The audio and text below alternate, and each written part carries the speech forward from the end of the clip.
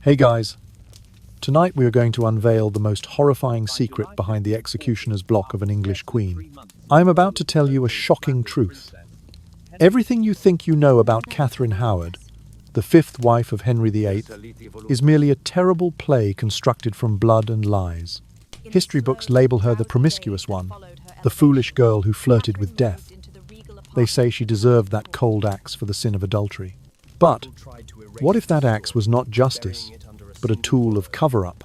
Because the real scandal was not what Katherine did in the bedchamber, but what happened to her in the shadows since she was a child. This is the darkest story of the Tudor era. A story of silence that was bought, of powerful predators who viewed a defenseless young girl as legitimate prey. People tried to erase this story, burying it under a single word: guilt. But tonight, we will dig it up. Perhaps you are thinking, how can that be? History always tells us she was guilty. Remember this well. Official history is often just manipulation written in permanent ink.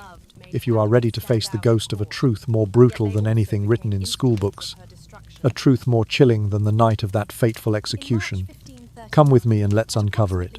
So, before you get comfortable, take a moment to like the video and subscribe, but only if you genuinely enjoy what I do here. And let me know where we are beginning this journey together. Which city are you watching from and what is the local time right now? Let's build a community that seeks the truth together. Now, dim the lights, maybe turn on a fan for that soft background hum, and let's ease into tonight's journey together. Katherine Howard was born around the year 1524 into a less powerful branch of the renowned Howard family of England. Her father, Edmund Howard, was the youngest son in the clan, but did not inherit substantial wealth, and was perpetually impoverished, relying on his siblings for support. Her mother, Joyce Culpeper, died when Katherine was too young to remember her face. Thus, the little girl's life began in loneliness and emptiness. When she reached the age of 5, Edmund entrusted his daughter to the care of the widowed Duchess Agnes Howard, a woman of considerable repute at Chesworth Castle. Under the Duchess's guardianship, Katherine received a tutor-style education. She learned to read, to write, to play musical instruments, to curtsy properly, and to speak French. Everything appeared carefully arranged. Yet it served another, more calculated purpose: to shape her into a valuable commodity on the aristocratic marriage market. In the long, sunlit chambers of Chesworth, French lessons were interwoven with the gentle echoes of the harpsichord. Katherine would curtsy with perfect poise when guests arrived, sit upright at her desk, and repeat elegant French phrases. Yet behind this polished exterior lay a darker reality. The 5-year-old understood on some level that in this world a woman's worth was measured by her ability to charm and by the approval of those in power. The family's reputation rested upon a woman's honor, and that honor could shatter at the slightest touch of desire. At the age of 12, Katherine endured her first traumatic shock. Henry Manox, her music instructor who spent hours by her side at the keyboard, took advantage of a lesson to inappropriately touch the young girl. When Duchess Agnes discovered what had happened, she did not punish Manox but instead struck Katherine across the face. This was not an act of protection, but a punishment for tarnishing honor. The blow inflicted not only physical pain but also sowed deep humiliation and insecurity. Katherine could not understand why, instead of being defended, she was blamed. The sting of shame became a silent wound that ate away at her childhood. By the time she was 14, Katherine's family relocated to London, the vibrant centre of power where Henry VIII and his court thrived. There, her life took another complicated turn. Francis Darren, the Duchess's secretary, was a grown man of charm and sophistication who made the young girl feel special. They playfully called each other husband and wife, and her roommate could hear rapid breathing behind the bed curtains. To Katherine, it smelled like attention and first love. To Darren, it was a calculated strategy, exploiting her loneliness and longing for affection. Katherine later admitted that she had learned a trick to maintain a man's interest without becoming pregnant. That cunning was not finesse, but a survival instinct. In a world that treated women as goods to be traded, she had to master the unspoken rules quickly. Nevertheless, her slender frame, graceful manners, and innocent smile endeared her to many. The French ambassador described her as more captivating than beautiful, a radiant presence when she smiled. That naive trust and yearning for affection became an invisible snare, allowing those in power to take advantage of her. Her purity and desire to be loved made Catherine stand out at court, yet they also became instruments of her destruction. Every aspect of the young girl's allure could be twisted and exploited to further political ambitions. The lullaby tale of an orphan girl who journeyed from the halls of Chesworth into the splendour of the world, both gentle and painful, set the stage for the tragedy of a future queen, still too immature, swept into the whirlpool of power, desire, and betrayal. In March 1539, at approximately 15 years of age, Katherine Howard entered the household of Anne of Cleves, the fourth wife of King Henry VIII. She believed she was stepping into a place of safety, only to discover that it was nothing more than a spider's web leading to tragedy. In December 1539, when King Henry, then nearly 48 years old, first laid eyes on her, he was instantly captivated by her youth, her English beauty, and her eager desire to please. Anne, by contrast, had been dismissed by Henry as the so-called Flanders mare, and he could not bear to touch her.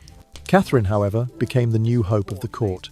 By July 1540, after scarcely 3 months in the role of the so-called Flanders princess, Henry annulled his marriage to Anne on the 12th of July and married Catherine on the 28th of July at Oatlands Palace. That same day, Thomas Cromwell, the architect of the Cleves alliance, was executed on Tower Hill, a stark illustration of the two faces of Tudor power. On one side, glory. On the other, ruin. Then, on the 8th of August, Catherine was formally proclaimed Queen at Hampton Court, wearing a crown heavier than many people's monthly wages.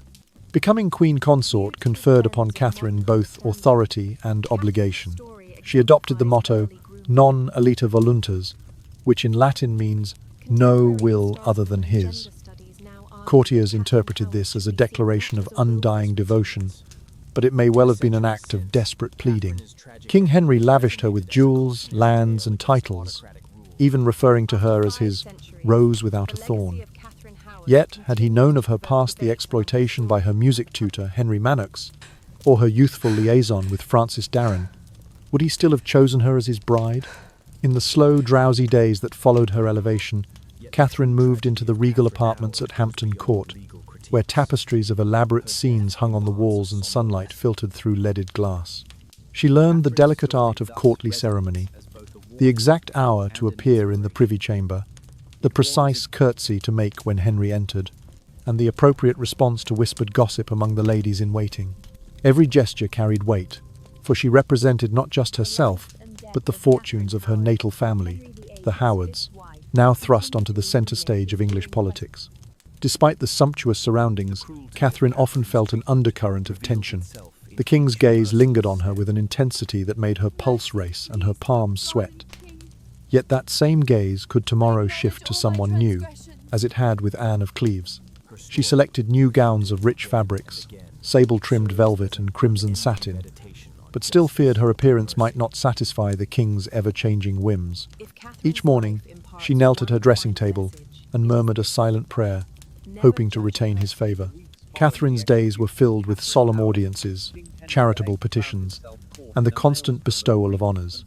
She was asked to intercede on behalf of prisoners, as was the traditional role of a merciful queen, and she submitted letters of pardon to Henry's council. She distributed gifts to her stepchildren, such as the Princess Mary Tudor, who initially had shown disdain, but slowly warmed to Catherine's gentle manner.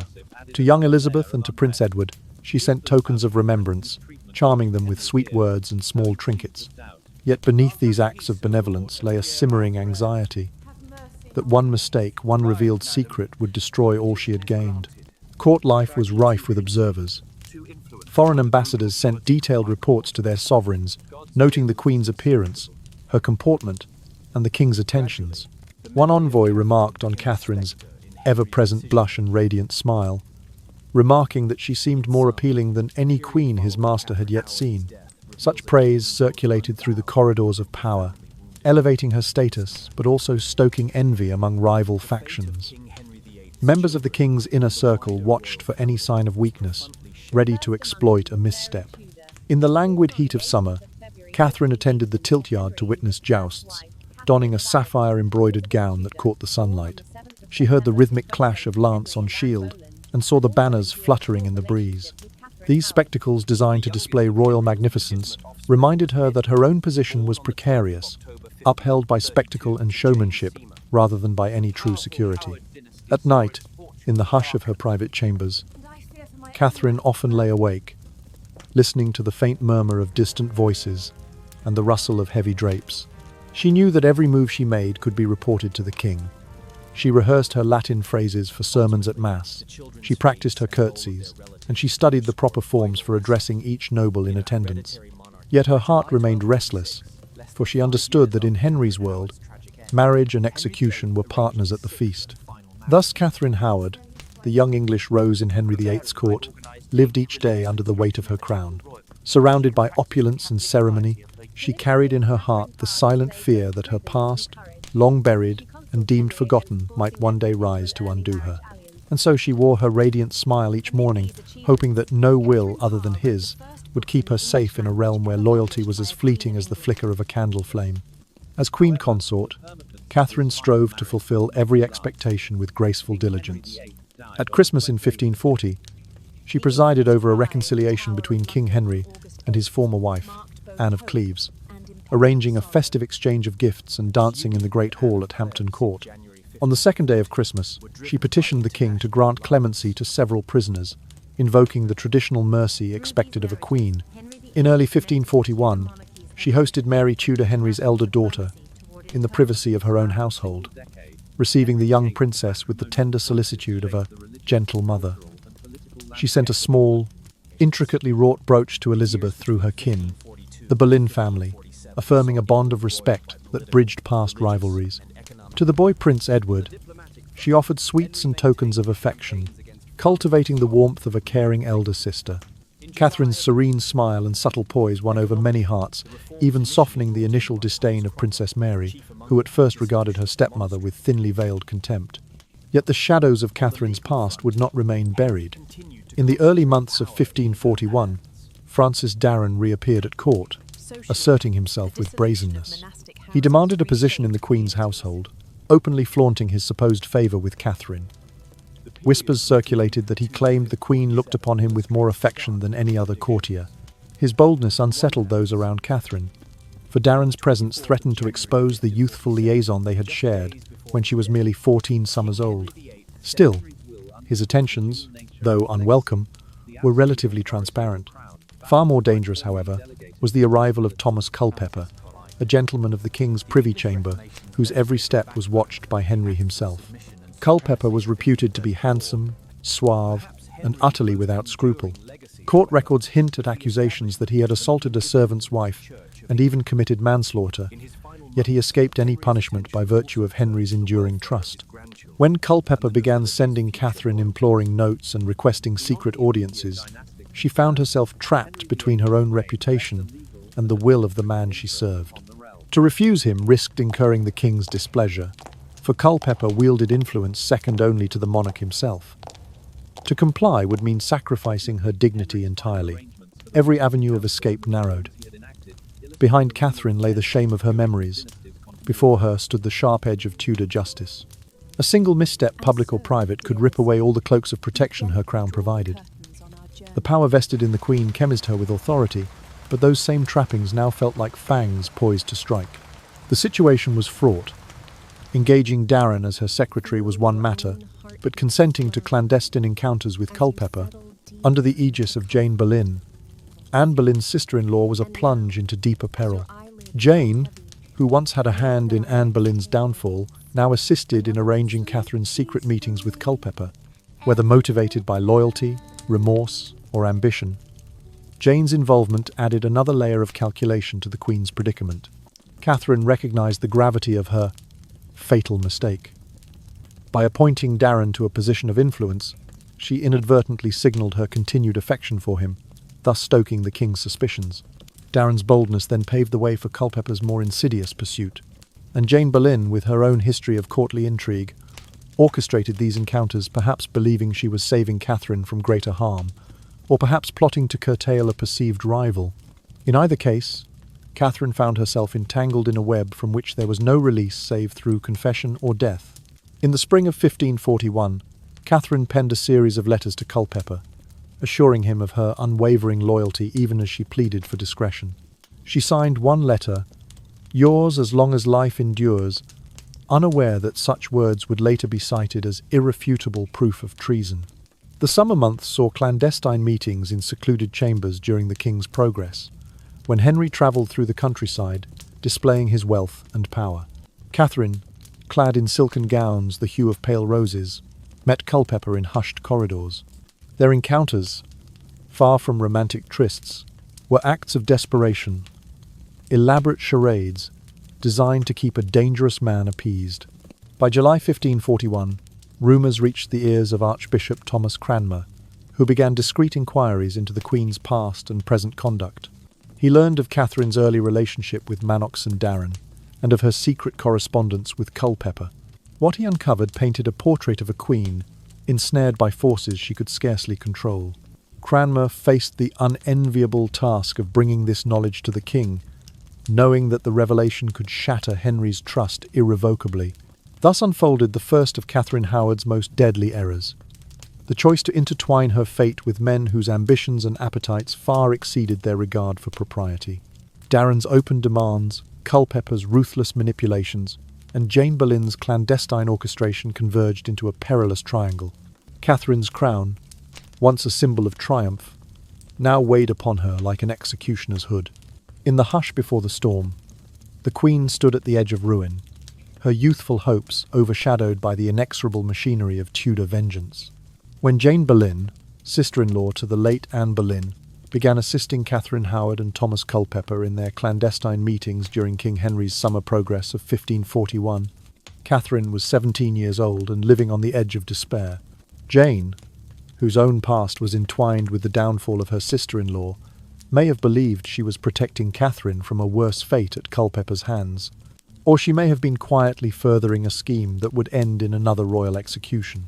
In any case, the sight of Catherine, a teenage queen, sitting alone in a dimly lit pavilion facing the man who wielded her life as if it were a toy, captured the utter desperation of her situation. During that summer, the king toured his estates in Norfolk and Suffolk, displaying his magnificence to local nobility and peasantry alike. Behind the pomp of torchlit feasts, jousting tournaments, and riverside pageants, Catherine slipped away under Jane's watchful eye. She wore dresses of pale rose satin that moved softly in the lantern glow, hair loosely braided so as not to betray her clandestine rendezvous.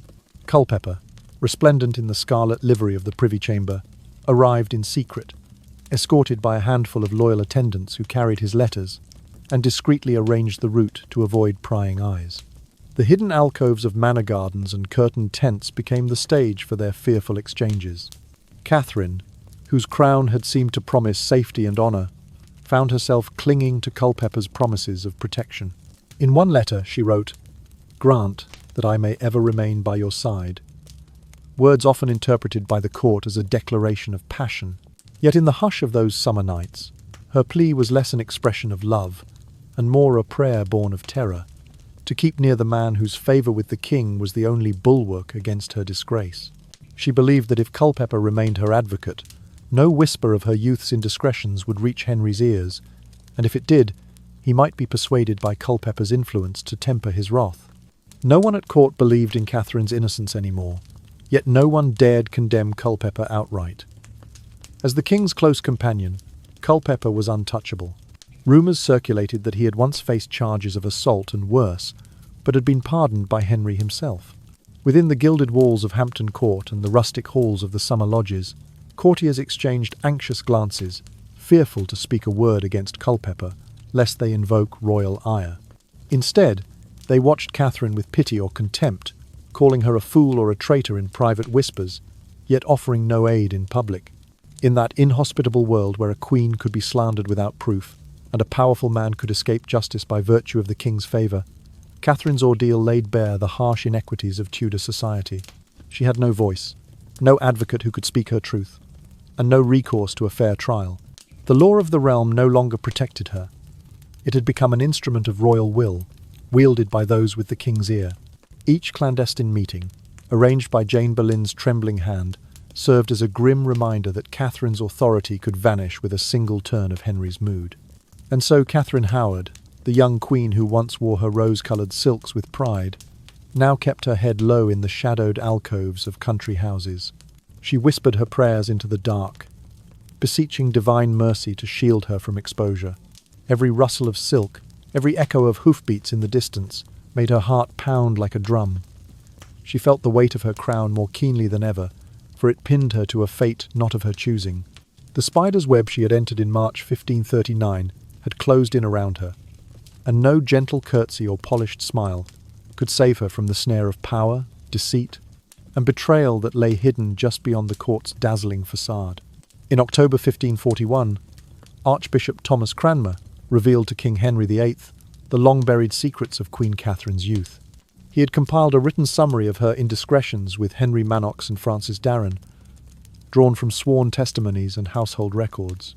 The summary, dated the 2nd of November 1541, was placed in the King's private chapel at Hampton Court. When Henry read Cranmer's account in the flickering candlelight, he felt his world shatter around him. The rose he had crowned so recently proved to have been touched and tarnished in the shadows of her childhood. On the 7th of November 1541, a company of guards quietly surrounded the Queen's private apartments. Without warning, Catherine was placed under strict house arrest. Eyewitnesses noted that she was spent and grievously distressed. As one attendant reported, her normally composed demeanour replaced by an exhaustion that spoke of sleepless nights and tear-stained pillows. Yet, in the quiet of that first night of arrest, Catherine attempted a desperate escape. Clad only in her nightgown and barefoot, she fled down the stone corridors of Hampton Court, calling aloud for the king. The doors remained locked, bolted by royal command. Her frantic flight echoed through the gallery that would forever be known as the haunted corridor, where some still claim to hear her anguished cries. On the 8th of November 1541, Catherine was brought before the Privy Council, convened within the ornate presence chamber. The council chamber was hushed, as she knelt before a semicircle of Lord Chancellors and noble peers. There, Catherine gave her confession. She admitted that Henry Manox had used her person when she was but 12 years old, that Francis Darren had treated her as though she were his wife on many occasions, and that her secret correspondence and meetings with Thomas Culpeper had taken place during the king's absence on summer progress. Her words fell like soft rain, each phrase a child's plea rather than a woman's defence, a lamentation of naivete and coercion rather than calculated betrayal. King Henry, informed of the confession's contents, perceived it not as an earnest admission of regret but as the final blow of deception. His heartbreak swiftly transformed into a seething rage. 7 days later, to the shock of the court on the 14th of November, Catherine was formally stripped of her title as Queen and transferred to the custody of Sion Abbey, a remote nunnery outside Windsor. The swift inquiry into her actions had concluded that she was guilty of high treason by virtue of her former sexual relationships and illicit liaisons. In December 1541, Thomas Culpeper and Francis Darren were tried for high treason. Historical records indicate that their trials were brief, the verdicts a foregone conclusion under the law of the Crown. On the 2nd of December, both men were executed on Tower Hill. Their heads were displayed upon London Bridge, serving as a grim warning to any who might challenge the king's authority. The sight of their decapitated bodies, swaying in the cold winter air, heralded the final stage of Catherine's downfall. Meanwhile, under guard and in the shadow of her former glory, Catherine awaited her own fate at Sion Abbey. This was a place of silence and solitude, where nuns lived in strict enclosure. There, Catherine was confined to a small cell with narrow windows and a simple straw mattress. The abbey's tranquil rhythms, matins at dawn, vespers at dusk, stood in stark contrast to the turmoil in her mind. Each toll of the chapel bell reminded her of the calendar's inexorable march toward her own judgment. Catherine's confinement was marked by deep introspection and mourning. She petitioned the king's council through written messages, expressing remorse and beseeching mercy. Yet, the council's response was final. Her clemency would not be considered. The offence of engaging in adultery with the king's favourite, compounded by the revelation of her past with Manox and Darren, was deemed unforgivable. The Tudor legal mechanism, particularly the Bill of Attainder that had condemned her, left no room for appeal. Thus, in the span of a single month, Katherine Howard went from the splendour of the throne at Hampton Court to the stark austerity of a nunnery cell. The same crown that had symbolized her elevation to queen on the 8th of August 1540 had, by the 14th of November, become an accursed emblem that tethered her to a fate worse than death.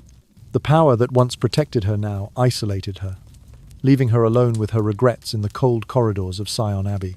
The tragic arc of Catherine's story, her youthful errors exposed, her honours revoked, her companions executed, would stand as a sombre testament to the impermanence of royal favour.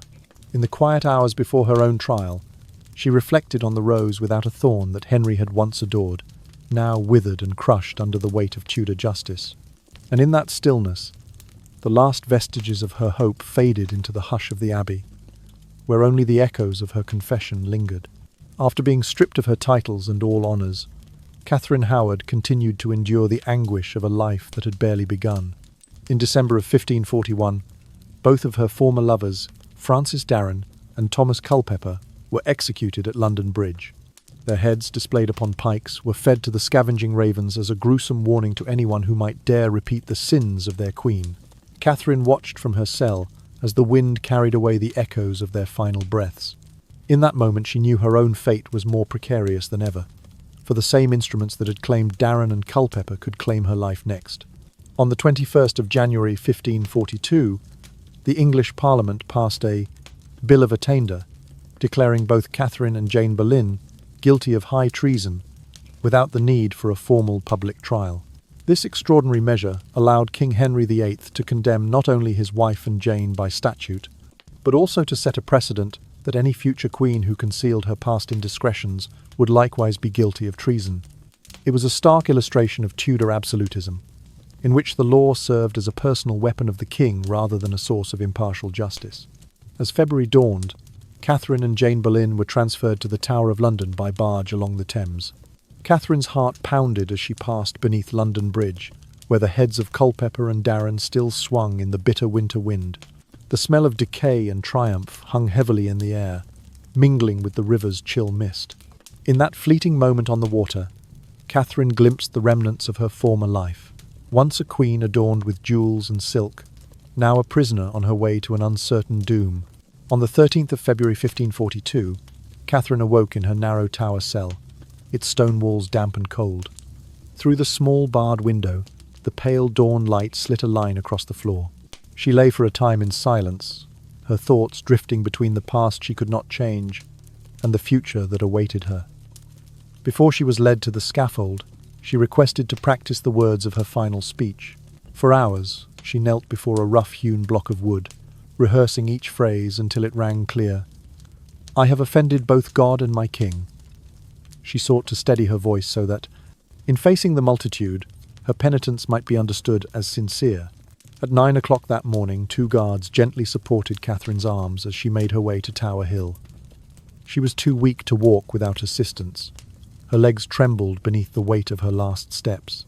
An estimated crowd of thousands had gathered to witness the final judgment of a fallen queen. They lined the cold stones, faces a mixture of curiosity, revulsion, and pity. As Catherine ascended the scaffold, she raised a hand in a trembling gesture, then spoke her final words in a voice that quavered yet carried through the chill air. She acknowledged her guilt, confessed her sins against God and the king, and implored both divine and royal mercy. Then, in a single swift stroke, the executioner's axe fell. Catherine's head tilted, her blood staining the wooden block, and for a heartbeat her pale eyes remained open, as if surprised that this was the end. The life of an 18-year-old queen once carried on the wings of youthful hope had been extinguished in an instant. The wind scattered her final breath over the silent crowd. Her body was buried hastily in an unmarked grave, beneath the floor of the chapel of St. Peter ad Vincula within the tower. No headstone marked her resting place.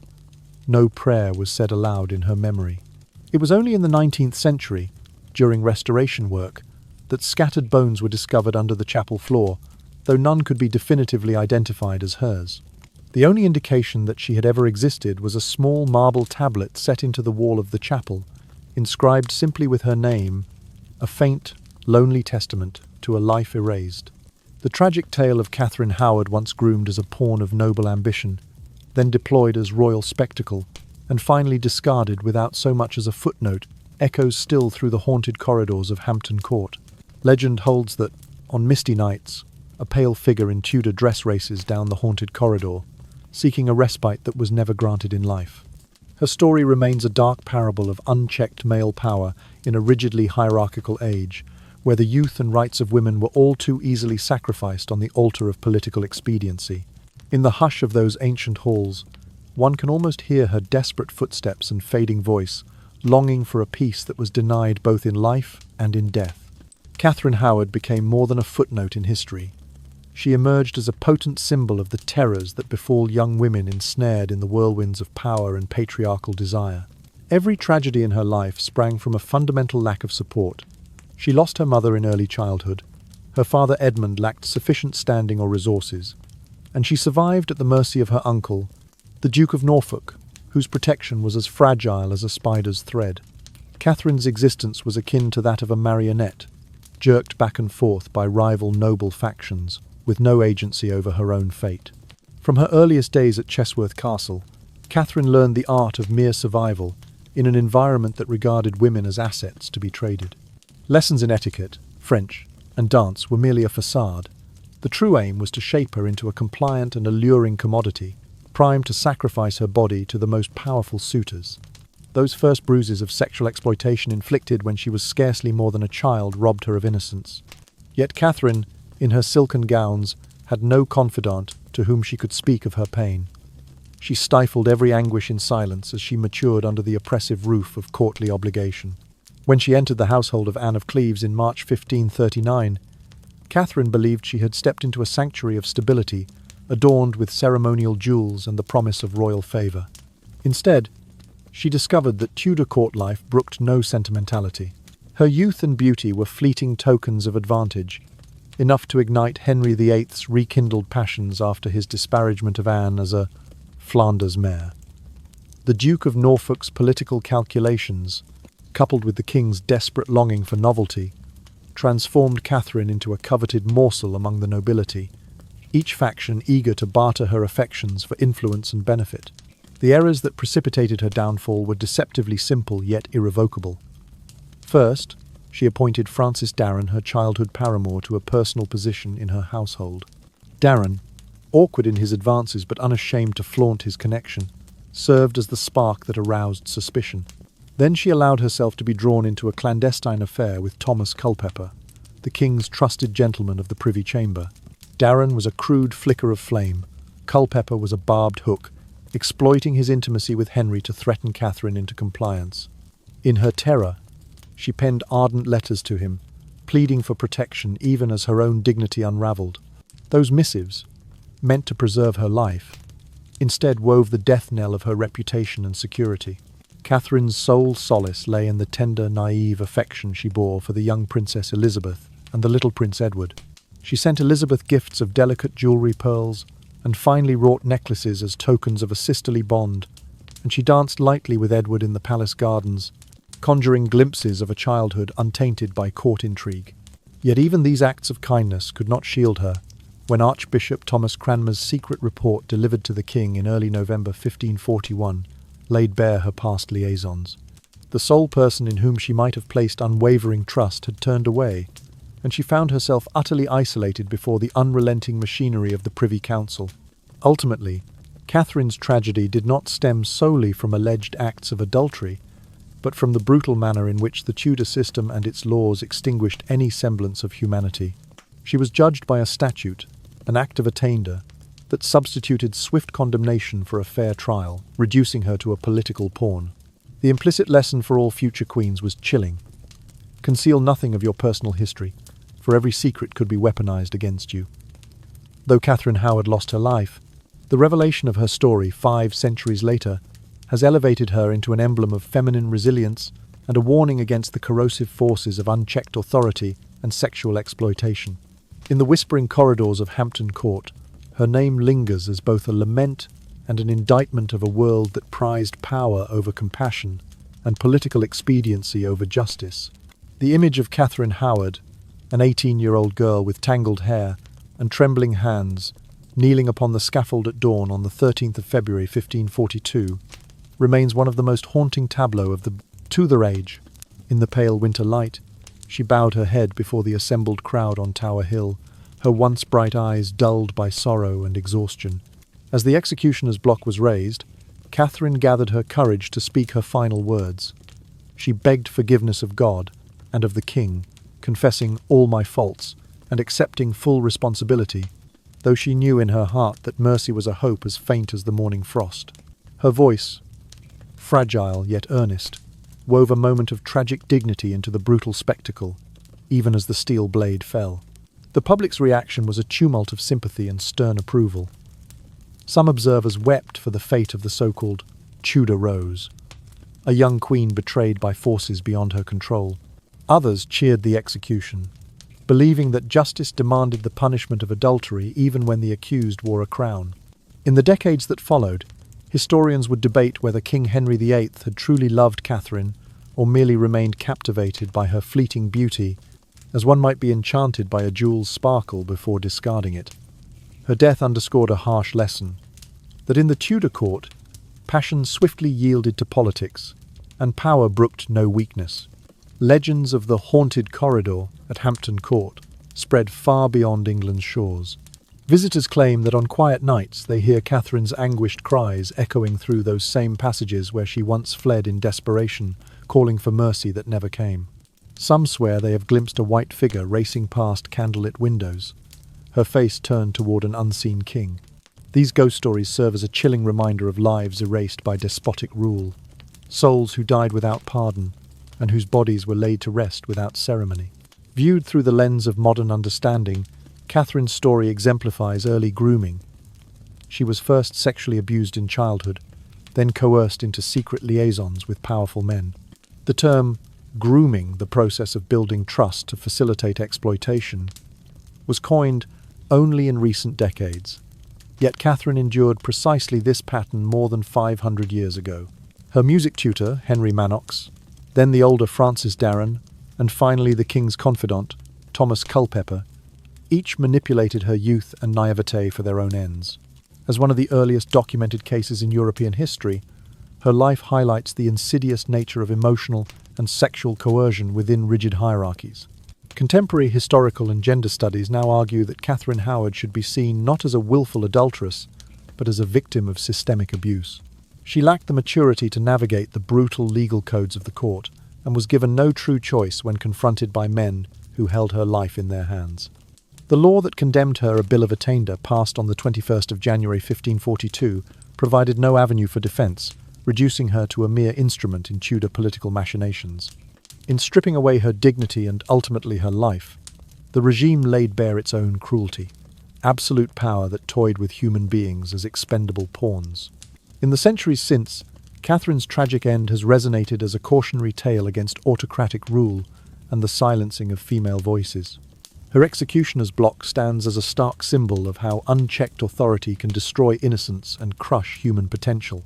Though she was long portrayed as a reckless temptress who deserved her fate, the modern reinterpretation acknowledges her vulnerability and the forces that exploited her. It reclaims Katherine Howard's memory as that of a young woman swept up and abandoned by a system that prized power over compassion, and in doing so, it reaffirms the enduring imperative to protect the vulnerable from those who would groom and betray them. After 5 centuries, the legacy of Katherine Howard continues to provoke debate among historians and the public. Some schools of thought have reclassified her as a victim of a decadent court environment, urging the dismantling of the outdated view that she was merely a treacherous wife. These modern interpretations emphasize that Catherine did not engage in her indiscretions out of wantonness, but rather was compelled to navigate a brutal game orchestrated by a patriarchal system. They analyze her case as a stark example of the abuse inherent in unequal power dynamics and view it as a cautionary tale of injustice. In film and television, Catherine's life has been repeatedly dramatized through a tragic lens. Viewers are invited to empathize with a young woman bearing the scars of sexual exploitation from girlhood, gradually ensnared in a political labyrinth with no exit. Recent documentaries on public broadcasting have featured interviews with sociologists and gender studies experts who call upon modern society to revisit the past with compassion and openness. This humanized history approach foregrounds Catherine's fear, the coercion she endured, and her yearning for protection elements that traditional narratives often downplayed.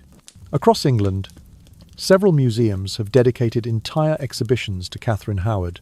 These displays include period woodcuts, facsimiles of her letters, and official records from her trial, as well as artifacts connected to her era. Interpretive panels note that, unlike Charles I or many other royalty whose remains were reverently interred and memorialized, Catherine received no marked grave. Her body was consigned swiftly to quicklime within an unmarked pit beneath the chapel of St. Peter ad Vincula. Archaeological reports from the 19th century renovations found scattered bones under the floor, but none identifiable as hers. This stark contrast in burial treatment underscores the Tudor regime's profound injustice. Catherine's ordeal also spurred scholarly debate on the use of the Bill of Attainder, a legislative device that bypassed a proper judicial hearing to condemn individuals by statute. Legal historians contend that such bills violated the fundamental principle of fair trial, effectively turning the law into an instrument of political retribution. From Catherine's era to the present, history records multiple instances where political power exploited legal mechanisms to eliminate perceived adversaries without transparency or due process. Yet the true tragedy of Katherine Howard goes beyond legal critiques. Her death imparts a somber lesson.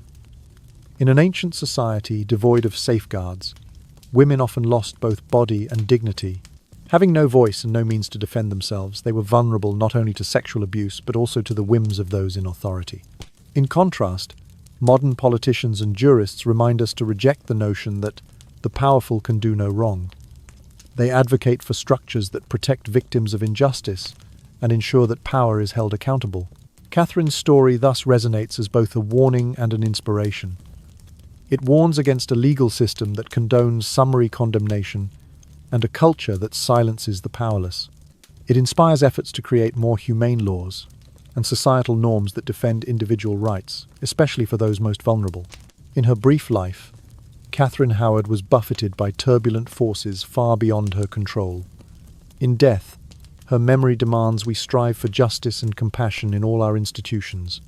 As the centuries pass, the winding corridors of Hampton Court still murmur with her name.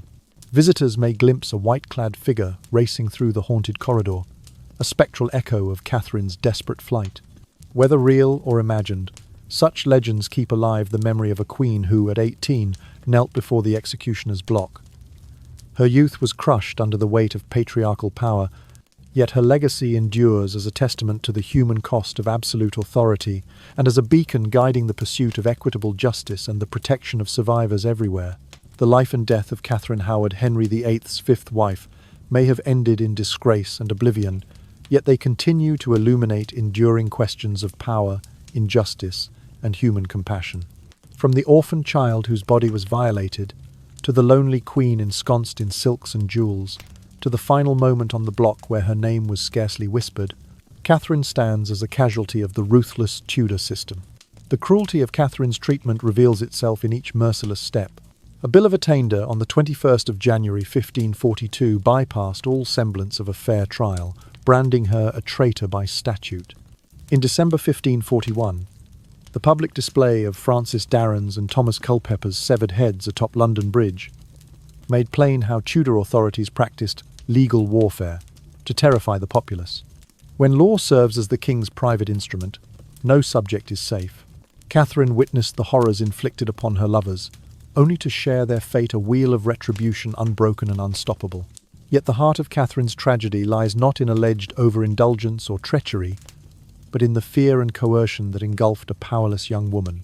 She was not a willful adulteress, but a victim of grooming, robbed of bodily autonomy first by her tutor, Henry Manox, at the age of 12, then by older suitors in a court where submitting to powerful men was a precondition for survival.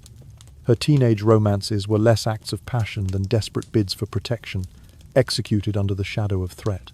Every letter she penned, every secret tryst she endured, sprang from the instinct to stay alive rather than from reckless desire. The iconic image of Catherine kneeling before the executioner, her hair dishevelled and voice trembling with entreaty, resonates as a timeless testament to human vulnerability.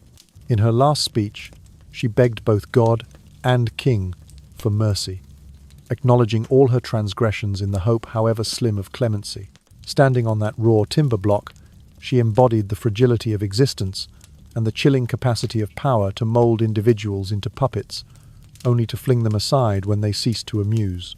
Her story, recounted again and again, serves as an unending meditation on justice and mercy. In the centuries since, every retelling has carried a dream of redress, that wrongs may be righted, that compassion may triumph over vengeance.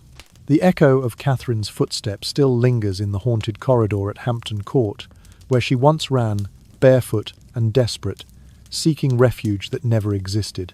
Her phantom is said to dash through torchlit passageways, a spectral plea for understanding and recognition. Over 500 years later, Katherine Howard's name remains alive, etched into memory as one who endured the injustices of a system that prized political expediency over human dignity. Modern scholars and documentarians continue to revisit her case, reframing her not as a traitor, but as a symbol of survival under tyranny. They peel back layers of prejudice to reveal a young woman forced into impossible choices, whose sovereignty was surrendered long before her head fell. In doing so, they challenge us to confront the ways institutions still silence the weak and shield the powerful. If Catherine's life imparts one final message, it is this: never judge a person solely by the scars of their past. Strive instead to understand the forces that shaped them, to hear the voices of those silenced by authority, and to harness our shared humanity to heal the wounds left by history. A life may be fleeting, but justice and compassion can leave a legacy that endures.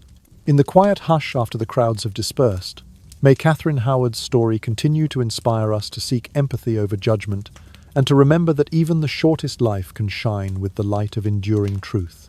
In the weeks following the execution of Katherine Howard on the 13th of February 1542, King Henry VIII found himself caught in a maelstrom of grief and rage. Known for his reflective temperament even amid grand pomp, the king gradually withdrew from the constant bustle of court life. He began to miss more and more meetings of the royal council, preferring the solitude of the hunting grounds at Windsor and Richmond. There, the rhythmic pounding of hooves and the echoing cry of the hunting horn offered a temporary reprieve from the haunting memories of Hampton Court's corridors. Yet Henry never fully retreated into isolation. State banquets and formal dinners continued on schedule, albeit with a noticeable shift in tone. The rich red Italian wine that once flowed freely was now rationed in deference to rising wartime expenses. Court musicians were pared down to a skeletal ensemble, their festive strains replaced by more sombre courtly airs. Still, certain royal rituals remained sacrosanct. The king continued his daily alms, giving ceremonies, the solemn masses for Catherine's soul, and the brief afternoon prayers that punctuated each day. At his side, Thomas Cranmer, Archbishop of Canterbury, and Thomas Howard, the Duke of Norfolk, attended faithfully, offering counsel on both statecraft and spiritual matters. Physically, Henry's health began to betray the accumulated burdens of age, injury, and disease. Once a robust athlete in his youth, he now experienced chronic pain in his legs, often so severe that he had to ride in a wheeled carriage rather than mount a horse. His rapid weight gain stressed his joints, and simple walks through the palace elicited harsh breaths and stifled groans. These physical limitations fostered a growing irritability. When reports arrived of renewed skirmishing along the Scottish border or failed negotiations with France, Henry's temper flared, and advisers tread carefully around sensitive topics of finance and warfare. Court gossip added another layer of unrest. Some courtiers praised the king's decision to execute Catherine as a necessary assertion of royal authority, while others wept for the tragic fate of a queen not yet of age to fully grasp her circumstances. Whispers about Catherine's mistreatment and the brutality of her downfall reached Henry's ears, sowing seeds of doubt about the loyalty and integrity of those around him.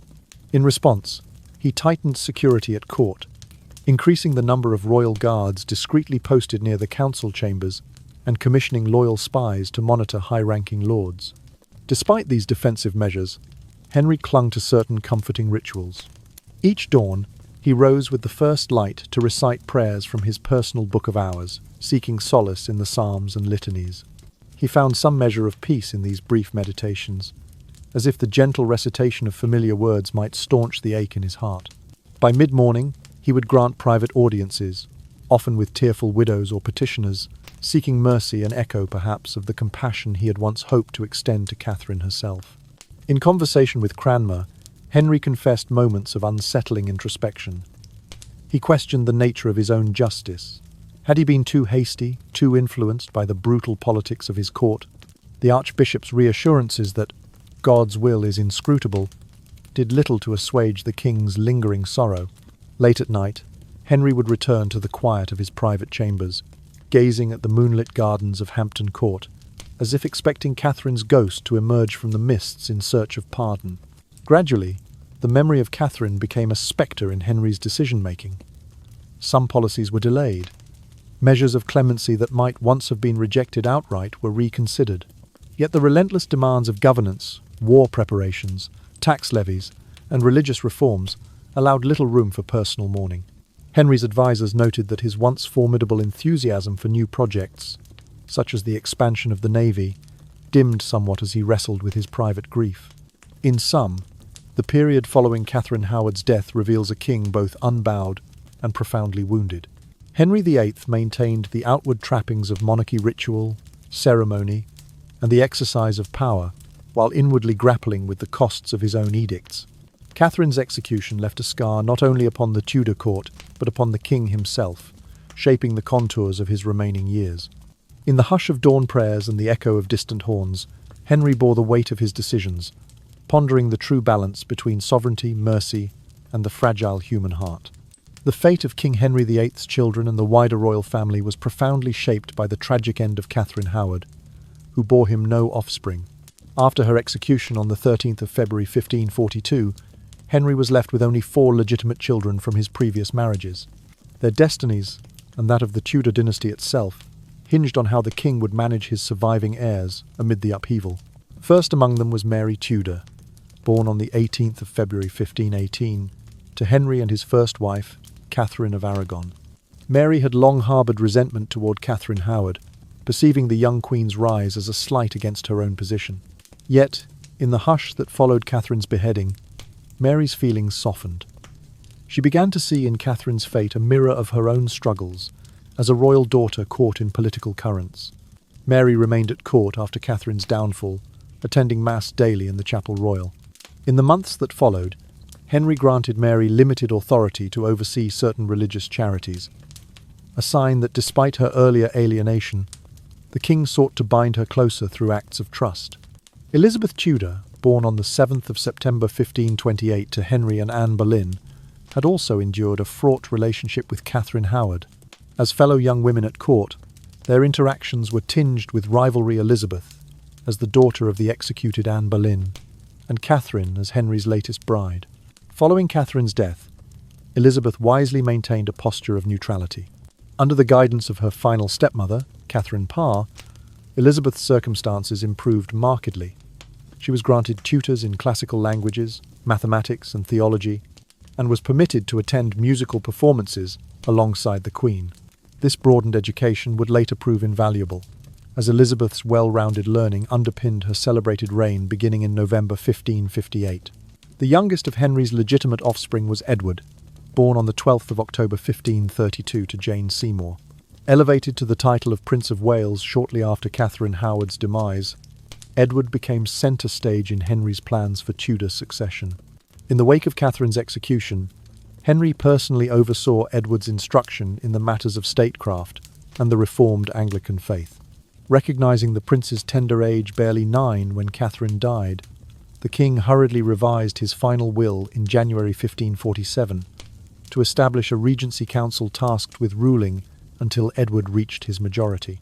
This hastily convened council, composed of loyal nobles and prelates, was meant to safeguard the realm and ensure a smooth transition upon Henry's death. Beyond his children, Henry's extended family felt the shockwaves of Catherine's demise. The powerful Howard dynasty, which had gained influence through Catherine's elevation, saw its fortunes darken. Thomas Howard, the Duke of Norfolk, Catherine's uncle, found his closeness to the throne suddenly a liability. Although he retained his dukedom, Norfolk lost several key court appointments and was compelled to demonstrate his loyalty through public acts of contrition. Meanwhile, the Boleyn family, once ascendant under Anne's tenure, suffered a renewed decline. Jane Boleyn, Viscountess Rochford and Catherine's accomplice in clandestine meetings, was executed alongside her former sister-in-law in November 1541. The broader Boleyn branch, tainted by association, faced confiscations of land and the stripping of titles, forcing them into a cautious political stance.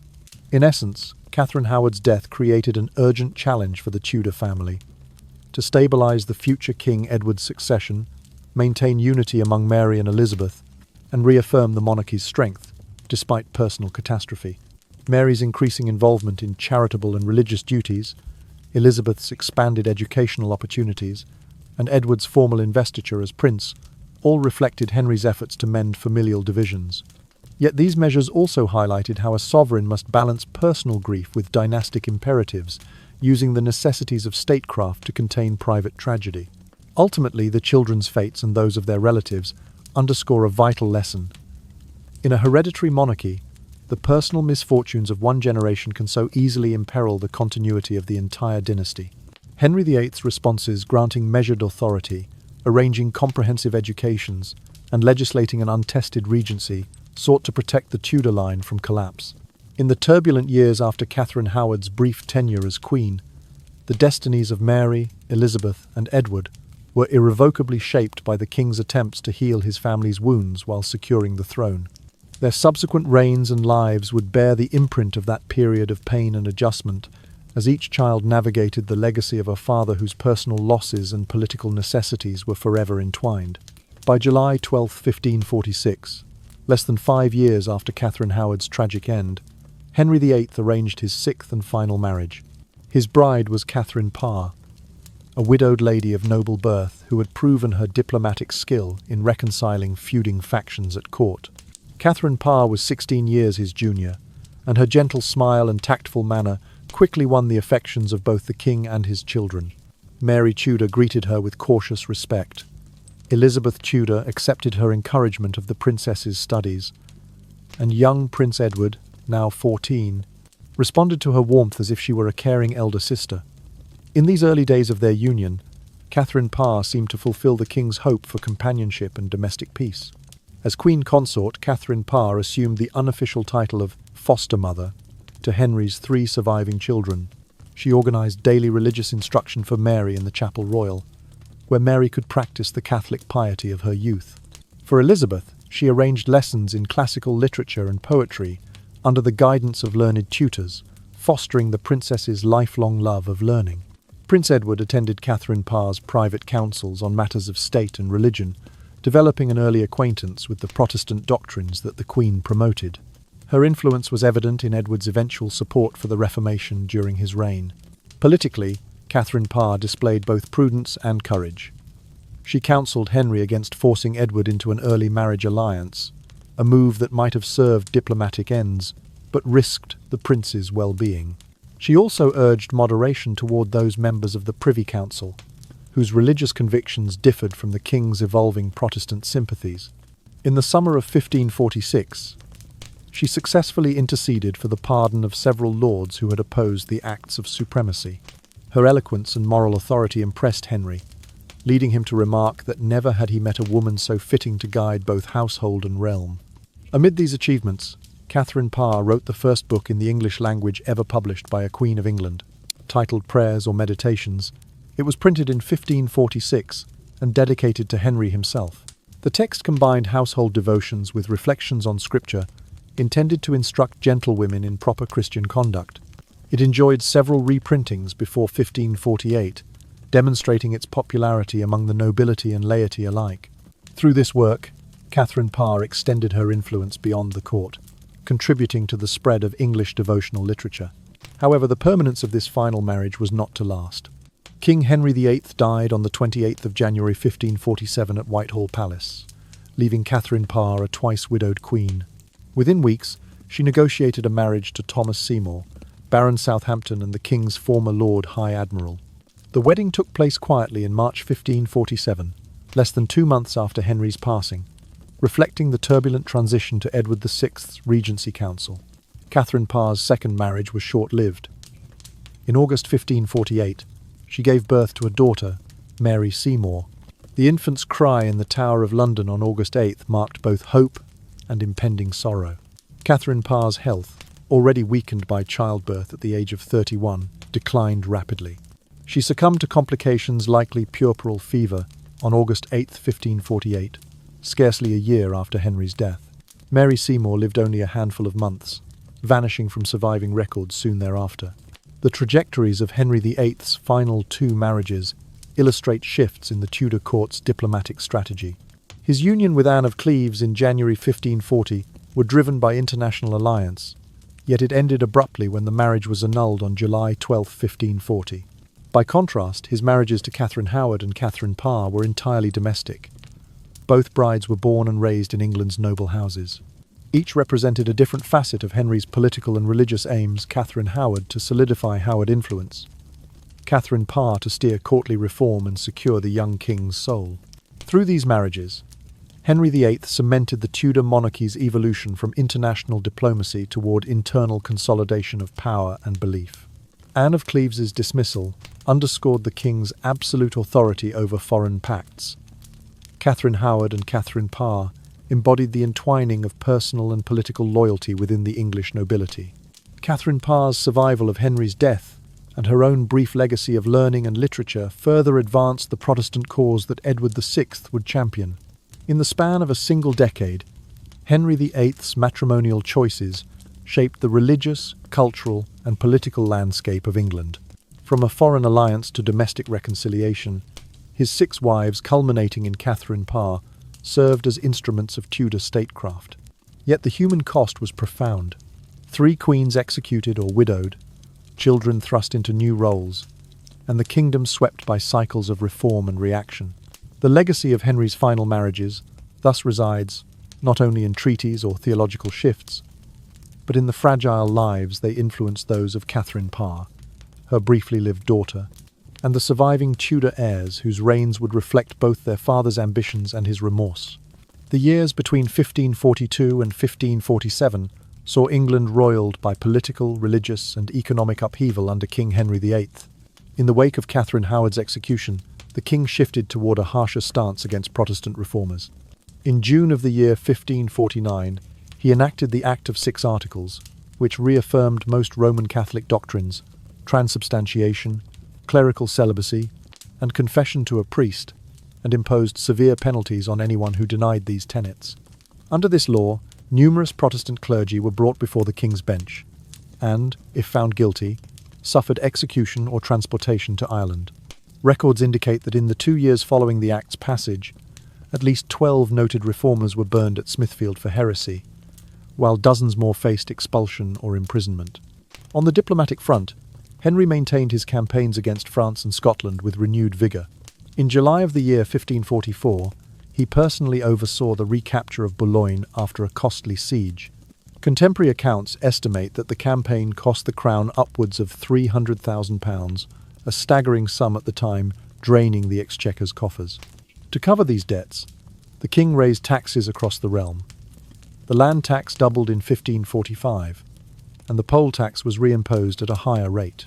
These levies particularly burdened the middling-sort yeomen and prosperous craftsmen, and pressed the rural poor to their limits. By the spring of the year 1546, unrest flared in Yorkshire and Lancashire. Peasant uprisings broke out in response to the heavy tax burden and the continued suppression of Protestant preachers. Although the rebellions were swiftly quelled within a matter of weeks and their leaders executed, they underscored widespread discontent. In Lancashire, government commissioners reported that up to 3,000 men had assembled before marching on Preston, only to disperse upon hearing of the king's approaching forces. Despite the swift suppression, the memory of these rebellions lingered, signalling more profound tensions beneath the surface. Economically, the reforms initially brought in by Thomas Cromwell chief, among them the dissolution of the monasteries between 1536 and 1541, had attempted to refill the royal treasury. Vast monastic lands were sold to nobles and merchants, generating an estimated £200,000 in revenue. Cromwell also imposed tighter controls on court expenditure, reducing lavish entertainments and curbing the king's wardrobe expenses. Yet these measures proved insufficient to offset the cost of continuous military campaigns and the opulent lifestyles of the court. By the autumn of 1545, the Exchequer's ledgers showed a deficit of nearly £100,000, necessitating yet another round of loans from Italian financiers. On the legal front, Henry continued to concentrate power in his own hands. In the winter of 1542, he passed statutes abolishing the right to appeal to the Bishop of Rome and empowering the crown to confiscate lands of anyone convicted of treason without a formal jury trial. This expansion of royal prerogative, though reinforcing the king's supremacy, engendered fear among the nobility, who now faced the possibility of losing both title and property at a moment's notice. The precedent set by these laws endured beyond Henry's reign, influencing the centralization of English government under subsequent monarchs. Socially, the dissolution of monastic houses reshaped communities. An estimated 8,000 monks and nuns were displaced, many forced to seek work as labourers or teachers in parish schools. The monastic hospitals that once cared for the sick vanished, leaving gaps in poor relief. Commoners, previously sustained by the charity of monasteries during times of bad harvest, now confronted a harsher reality. Consecutive poor harvests in 1544 and 1546, attributed to unseasonably cold summers and excessive rain, caused grain shortages and skyrocketing bread prices. Contemporary chronicles note that the price of wheat in 1546 was nearly double its cost in 1542, intensifying hardship among peasants and urban poor alike. Taken as a whole, the period from 1542 to 1547 illustrates stark contradictions. On one hand, the Crown increased its centralized authority through religious legislation, land confiscations, and expanded royal prerogative, believing these measures necessary to maintain stability and fund military ventures. On the other hand, these same policies placed tremendous strain on the economy and fomented religious dissent, laying the groundwork for the more ferocious sectarian conflicts that would erupt under Edward VI and Mary I. In the end, Henry VIII's final years reveal the delicate balance between sovereign power and the welfare of the realm, and how easily that balance can tip toward crisis when burdens grow too heavy and voices of reform are forcibly silenced. On the 24th of January 1547, just days before his death, King Henry VIII set down his final will and testament, laying the groundwork for the future of the Tudor dynasty. In this testament, he appointed a regency council commonly called the Privy Council of Regency to govern until his only surviving son, Prince Edward, reached majority. Among its principal members were John Dudley, the Duke of Northumberland, Edward Seymour, the Duke of Somerset and brother to Jane Seymour, and Archibald Campbell, the Earl of Argyll. This council was charged not only with civil and military leadership, but also with the spiritual guardianship of young King Edward VI, ensuring that his Protestant education continued without interruption. Henry's will underscored the dual nature of his legacy. The absolute authority of the crown balanced by formally delegated responsibilities. He reaffirmed the Act of Supremacy, declaring himself supreme head of the Church of England, while delegating the oversight of religious affairs to the Regency Council. In doing so, he sought to preserve the ecclesiastical reforms he had initiated, most notably the break with Rome, while preventing a relapse into factional disputes over doctrine after his passing. The king's final act was thus both an assertion of unchallengeable sovereignty and a concession to the need for collective governance during a monarch's minority. Earlier in his reign, Henry had already shaped a new power structure between Crown and Parliament. The English Reformation's legislative backbone, the Acts of Submission and Supremacy of 1534 and 1535, had transferred key church powers to the monarch and Parliament. Under the guidance of his chief minister, Thomas Cromwell, Henry then employed financial reforms that funneled revenue from the dissolved monasteries into the royal exchequer between 1536 and 1541. Cromwell also introduced more rigorous accounting methods at the exchequer and curtailed extravagant court expenditures. While these measures bolstered the Crown's resources, they also formalised Parliament's central role in raising taxes and codifying new laws, a practice that endured under subsequent rulers. Perhaps Henry's most enduring legacy, however, was the establishment of an independent Church of England. By severing ties with the papacy through the Act of Supremacy and the subsequent dissolution of the monasteries, Henry set in motion a religious transformation that would eclipse his personal religiosity. Though the exact contours of Anglican doctrine would ebb and flow hardening under Edward VI's regents, briefly restored under Mary I, and then reasserted under Elizabeth I, the principle of a national church governed by English authorities remained intact. The Church of England's origins in Henry's reign laid the foundation for centuries of English religious identity, resisting foreign influence and providing a focal point for national unity. In his final months, Henry's attention also turned to the welfare of his grandchildren and the nobility's future loyalties. He specified provisions for annual pensions to the children of Mary and Elizabeth, recognizing their status despite religious differences. He further mandated that Edward Seymour, as Duke of Somerset and Lord Protector, ensure the royal children received the highest quality of instruction in governance, theology, and languages.